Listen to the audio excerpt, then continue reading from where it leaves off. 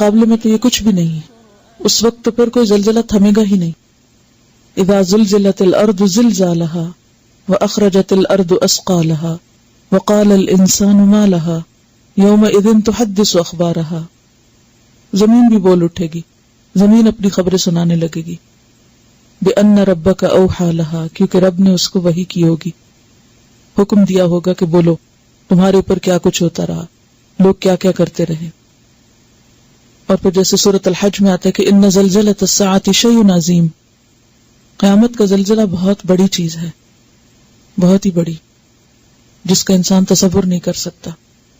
لیکن ہم ان سب چیزوں کو اتنا لائٹلی لیتے ہیں، اتنا آسان لیتے ہیں، اور اتنے غافل ہیں ان سب چیزوں سے کہ گویا وہ ہماری زندگی میں پیش آنے والی چیزیں نہیں، وہ تو دوسروں کے لیے ہیں. ہم بے خبر بیٹھے ہوتے ہیں اور وہ جانتا ہے کہ اگلے لمحے یا اگلے دن یا کچھ ہی عرصے کے بعد کسی شخص کے ساتھ کیا پیش آنے والا ہے. اور انسان کتنی زیادہ اور کتنی بڑی غلط فہمی میں ہے، وہ سمجھتا ہے کہ شاید اس کو ہمیشہ یوں ہی موقع دیا جاتا رہے گا.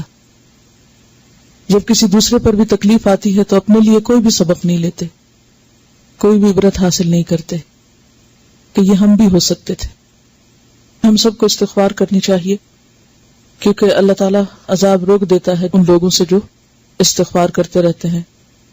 وما کان اللہ معذبہم وہم یستغفرون، یعنی جو کچھ کرنا ہے وہ کر لیں، کیونکہ موت تو کسی بھی وقت کسی بھی حال میں کچھ بھی کرتے ہوئے آ سکتی ہے.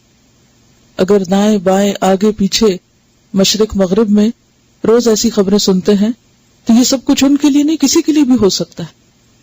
تو ہم سب کو تیار رہنا چاہیے، کیونکہ واپسی تو بہرحال لازم ہے، اس سے تو کوئی بھی نہیں بچا ہوا، کوئی بھی نہیں بھاگ سکتا. اجتماعی طور پر استغفار کی سب کو ضرورت ہے، کیونکہ اللہ تعالیٰ کسی قوم کو عذاب نہیں دیتا، کیونکہ وما اصابکم من مصیبت فبما کسبت ایدیکم، جو بھی مصیبت تم پر آتی ہے تمہارے اپنے ہاتھوں کی کمائی سے آتی ہے. ہم خود ذمہ دار ہوتے ہیں، اور ہمیں یہ یاد رکھنا چاہیے کہ ہم ان سے کچھ بہت بہتر نہیں ہیں. کسی بھی بچنے والے کو یہ نہیں سوچنا چاہیے کہ وہ دوسرے سے کچھ بہت اچھا تھا اس لیے وہ چھوڑ دیا گیا. اور یہ بھی ہوتا ہے کہ جب اللہ تعالیٰ کا کوئی ایسا فیصلہ آتا ہے تو پھر وہ نیک و بد سب کو سمیٹ لیتا ہے. ہاں، قیامت میں لوگ پھر اپنے اپنے اعمال کے مطابق اٹھائے جائیں گے. اس موقع پر نبی صلی اللہ علیہ وسلم کی ایک حدیث ہماری بہترین رہنمائی کرتی ہے. رسول اللہ صلی اللہ علیہ وسلم نے فرمایا، 7 چیزوں سے پہلے نیک اعمال میں جلدی کرو.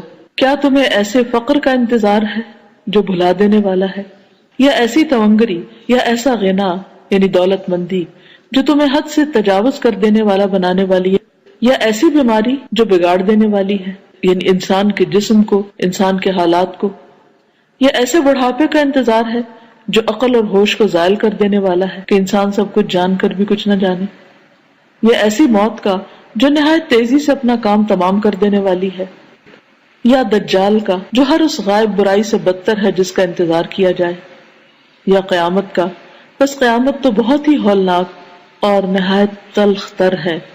اللہ تعالی ہمیں آنے والے تمام حادثات سے محفوظ رکھے، ہمارے ایمان کو محفوظ رکھے. آپ سب کے لیے نیک دعائیں. السلام علیکم. سبسکرائب کیجیے ہمارا چینل اور دبائیے اس بیل آئیکن کو تاکہ آپ کو ریگولر نوٹیفیکیشنز اور اپڈیٹس مل سکیں.